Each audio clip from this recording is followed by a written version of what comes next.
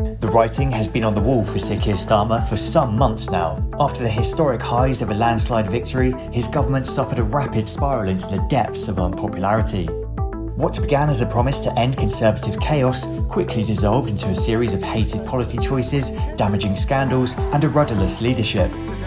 As public trust eroded through high-profile U-turns and rows, the internal stability of the cabinet buckled under the weight of historic resignations and bitter infighting. Sir Keir Starmer rolls into Downing Street with the biggest majority since Blair, but aides and ministers quickly discover there is no plan for their first 100 days in office. Everyone thought Chief of Staff Sue Gray had been beavering away on a grid of announcements, but it turns out the cupboard is virtually bare.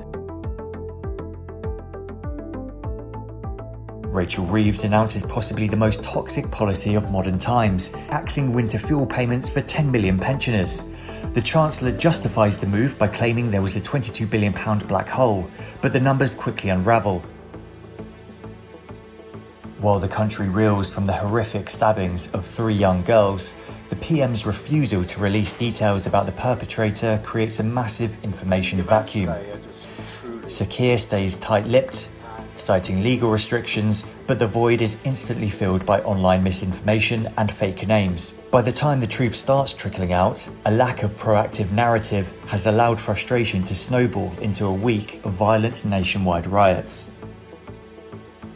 Labour's change slogan starts to look a bit ironic as news breaks that Sir Keir has accepted over £100,000 in corporate hospitality gifts, from Taylor Swift tickets and designer spectacles to high-end frocks for his wife. The optics spark public outrage, especially while the government is telling pensioners to tighten their belts. The Labour donor Lord Ali becomes a household staple, representing a VIP culture that the public thought they'd voted out. Rachel Reeves unleashes £40 billion in tax hikes, the biggest fiscal grab in modern history. A massive national insurance hike on employers rages businesses as they're left footing a £25 billion bill. PM tries to get a grip on the spiralling £70 billion welfare bill with a series of PIP reforms designed to prioritise those with the highest needs. It's a long overdue step toward fiscal sanity, but a massive rebellion of 120 lefty backbenchers leaves the PM spooked. Instead of standing his ground, Starmer commits another U-turn that guts the reforms and kicks the problem into a long grass review, leaving the taxpayer to foot the bill. The moments emboldened backbenchers and open the door to more left-wing rebellion threats. After months of dodging questions about her housing arrangements and a failure to pay £40,000 in stamp duty, Angela Rayner finally quits. An ethics investigation finds she failed to meet the highest standards expected of a housing secretary, leading to her exit as Deputy Prime Minister. Her resignation leaves Starmer with a huge leadership threat left loose on the backbenchers. Rachel Reeves unveils her benefits street budget after Starmer finally caves to his backbenchers and lifts the 2-child cap. The Chancellor infuriates workers with another £30 billion in tax hikes. The annual welfare bill, including pensions, will rise to £406 billion in 5 years. Starmer's career is hanging by a thread as the Epstein files reveals Peter Mandelson shared market-sensitive secret Downing Street documents with the paedophile financer. PM is also blasted for his lack of judgment for appointing the Labour grandee as US ambassador in the first place. Starmer's woes were compounded when Labour suffered historic losses in the local elections. The party was thrashed across the country, including plunging to a defeat in Wales for the first time in a century. Look, it was really tough, and I'm not going to sugarcoat that. It's really important that we reflect and respond when the electorate send a message like that. Starmer dug in, but was then rocked by the resignation of his health secretary. Streeting quit with a blistering attack on the PM's government, but he failed to get enough MPs to back his bid to replace him. On the same day, former Labour Minister Josh Simmons, who used to be a close ally to the PM, resigned as an MP to clear the path for Andy Burnham to stand. Burnham wins the Makerfield by-election.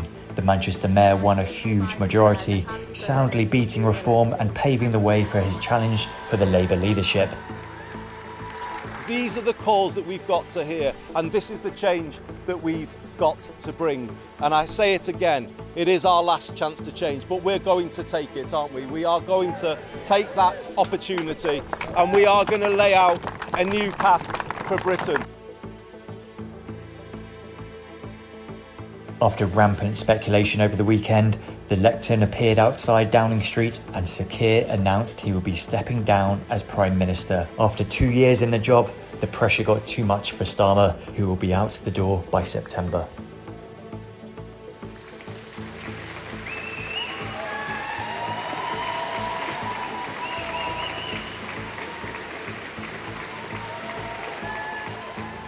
The question my party is asking now is whether I am best placed to lead us into the next general election. I have heard the answer of my parliamentary party to that question, and I accept that answer with good grace. Every decision I've taken has been about putting the country I love first. That is why I will resign as leader of the Labour Party. I have spoken to His Majesty the King this morning to inform him of my decision. I will ask the National Executive Committee of the Labour Party to set out a timetable with nominations opening on the 9th of July and completed by the summer recess. In the case of a contest, this will ensure a new leader is in place before Parliament returns in September. I will remain in post as Prime Minister until the contest is complete. And I will do everything I can to ensure an orderly handover of power. I want to thank all of those friends and colleagues who have been at my side for these past 6 years or so, for their incredible commitment, service and support. I want to thank the brilliant Number 10 staff and our country's extraordinary civil service who dedicate their lives to public service. And when I leave the biggest job in the country, I shall spend more time on the most important job, being the best husband I can to my fantastic wife Vic, who has been a rock by my side through good times and bad, and being the best dad I can to my beautiful children, who are my pride and my joy. Thank you very much.